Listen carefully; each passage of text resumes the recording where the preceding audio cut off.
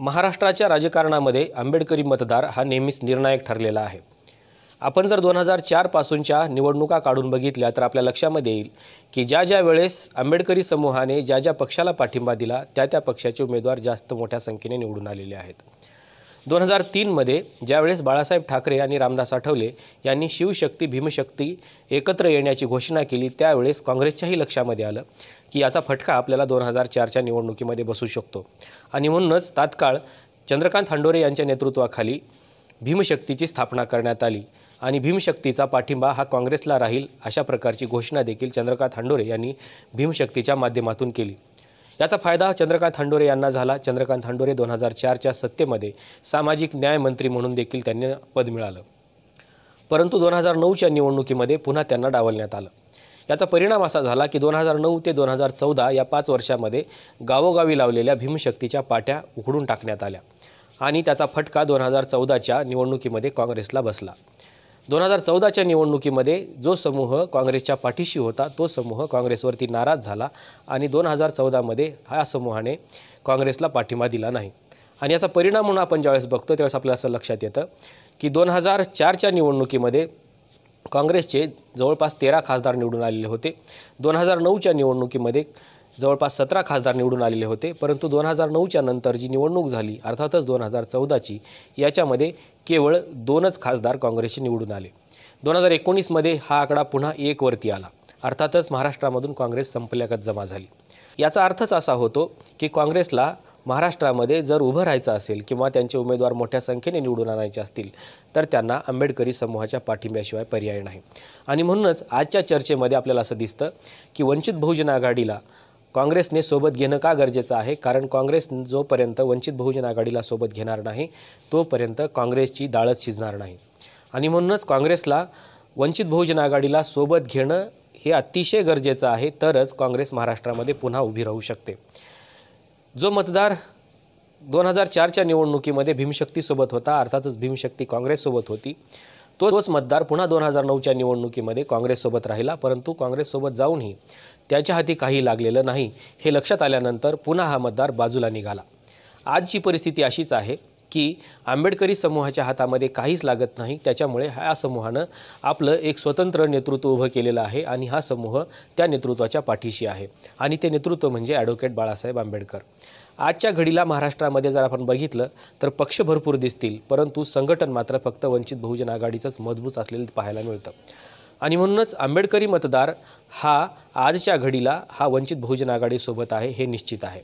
आपण 2014ची निवडणूक काढून बघितली किंवा 2019ची निवडणूक काढून बघितली तर 2019च्या निवडणुकीमध्ये देखील वंचित बहुजन आघाडीला जवळपास 7% मतदान मिळालेलं आहे आणि लोकसभेचे 10 मतदारसंघ असे आहेत की त्या 10 मतदारसंघामध्ये वंचित बहुजन आघाडीची ताकद मोठ्या प्रमाणामध्ये आहे।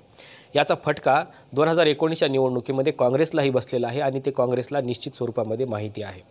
आपण जर बघितलं तर याच्यामध्ये अकोला, बुलढाणा, हिंगोली, नांदेड, परभणी, गडचिरोली, लातूर, सोलापूर, सांगली आणि छत्रपती संभाजीनगर असे हे 10 जिल्हे आहेत किंवा 10 मतदारसंघ आहेत ज्या जिल्ह्यामध्ये किंवा ज्या मतदारसंघामध्ये वंचित बहुजन आघाडीची ताकद खूप मोठी आहे। आता प्रश्न असा आहे की वंचित बहुजन आघाडी काँग्रेससोबत जाईल का, तर काँग्रेससोबत जाईल किंवा न जाईल हा प्रश्न वेगळा आहे, परंतु काँग्रेसला वंचित बहुजन आघाडीला सोबत घ्यावंच लागेल तरच काँग्रेसचा पाय या जमिनीवरती टिकू शकतो, अन्यथा काँग्रेस महाराष्ट्रामधून पूर्णपणे संपलेली आपल्याला पाहायला मिळते। आपण जर बघितलं तर या 10 मतदारसंघामध्ये काँग्रेसच्या बरोबरीने असलेली जी ताकद आहे ती वंचित बहुजन आघाडीची आहे। 2019च्या निवडणुकीमध्ये काँग्रेसकडे 16% मतदान होतं, तर त्याच निवडणुकीमध्ये वंचित बहुजन आघाडीकडे जवळपास महाराष्ट्रामधून 14% मतदान विधानसभेमध्ये असलेलं आपल्याला पाहायला मिळतं। आता ही जर आकडेवारी आपण बघितली तर आपल्या लक्षात येईल की वंचित बहुजन आघाडीची ताकद देखील राष्ट्रवादी काँग्रेस आणि वंचित बहुजन आघाडी यांची समसमान असलेली पाहायला मिळते।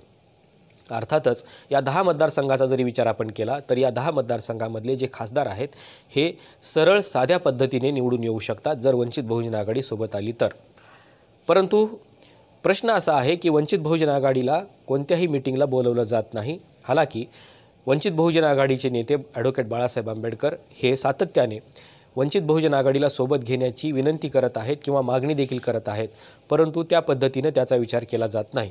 याचा फटका निश्चितच काँग्रेसला बसणार आहे, हे ठरलेलं आहे। आता प्रश्न असा आहे की मग आंबेडकरी समूहाच्या हातामध्ये काय लागलं पाहिजे। ॲडव्होकेट बाळासाहेब आंबेडकरांनी 12चा फॉर्म्युला दिलेला आहे। अर्थातच जर इंडिया आघाडीमध्ये महाराष्ट्रातून 4 मोठे पक्ष असतील तर त्यांना प्रत्येकी 12 जागा दिल्या पाहिजेत। 12 जागा वंचित बहुजन आघाडीला काँग्रेस सोडेल असं वाटत नाही। काँग्रेसची जरी ताकद आपण बघितली तर 2019च्या निवडणुकीमध्ये फक्त 1 खासदार निवडून आलेला आहे। 2014च्या निवडणुकीमध्ये फक्त 2 खासदार निवडून आलेले आहेत आणि हा काँग्रेस स्वतःला सगळ्यात मोठा पक्ष आहे असं सांगतो आहे। हालाकी काँग्रेसमधले अनेक नेते हे भाजपमध्ये अगोदरच निघून गेलेले आहेत, तरीही काँग्रेसला असा विश्वास आहे की आपण महाराष्ट्रामधला सगळ्यात मोठा पक्ष आहे आणि आपणच निर्णय घेऊ। केंद्रामध्ये जरी काँग्रेस पक्ष सगळ्यात मोठा पक्ष असला, विरोधी पक्ष असला, तरीही महाराष्ट्रामध्ये अशी परिस्थिती आपल्याला पाहायला मिळत नाही, कारण काँग्रेसचे अनेक नेते इतर पक्षामध्ये अर्थातच भाजपमध्ये निघून गेलेले आहेत।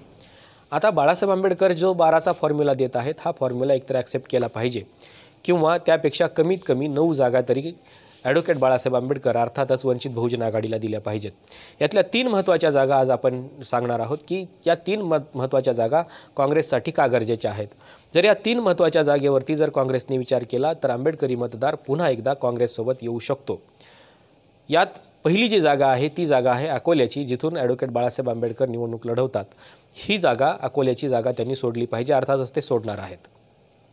दुसरी महत्त्वाची गोष्ट म्हणजे आणखीन एक आंबेडकर या निवडणुकीमध्ये उभा केला पाहिजे आणि ते म्हणजे भीमराव आंबेडकर।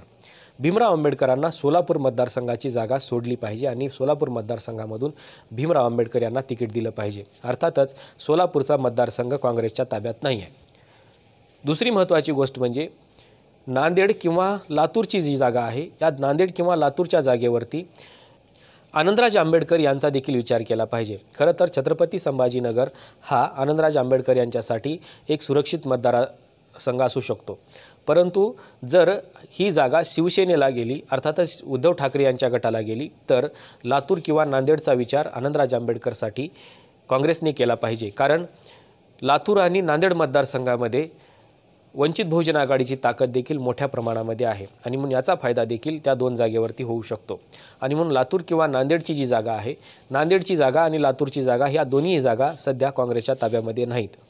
जे काँग्रेसचं सगळ्यात मोठं नेतृत्व होतं नांदेड मतदारसंघामधलं, ते नेतृत्व देखील भाजपमध्ये गेल्यामुळे काँग्रेसला नांदेडमध्ये नेता उरलेला नाही आणि म्हणूनच लोकसभेची निवडणूक ही वंचित बहुजन आघाडीकडे त्यांनी सोपवली पाहिजे आणि नांदेड किंवा लातूर या 2 मतदारसंघामधून आनंदराज आंबेडकर यांचा विचार केला पाहिजे।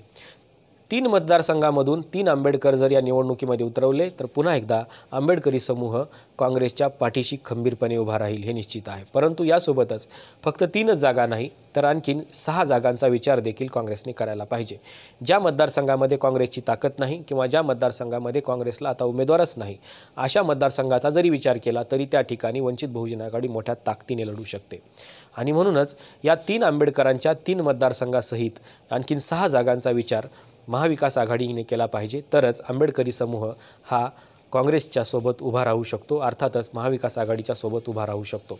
अन्यथा जर काँग्रेसने पुन्हा एकदा या आंबेडकरी समूहाला नाराज केलं तर काँग्रेसला याचे परिणाम 2024च्या निवडणुकीमध्ये देखील 2014च्या आणि 2019च्या निवडणुकीप्रमाणेच भोगावे लागतील हे मात्र निश्चित आहे।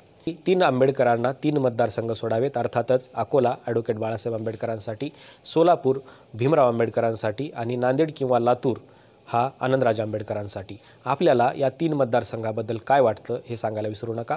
3 आंबेडकरांना 3 मतदारसंघामध्ये उतरवलं पाहिजे का? आपली भूमिका काय आहे हे सांगायला विसरू नका। आजच्या व्हिडिओमध्ये इथंच थांबूया। धन्यवाद।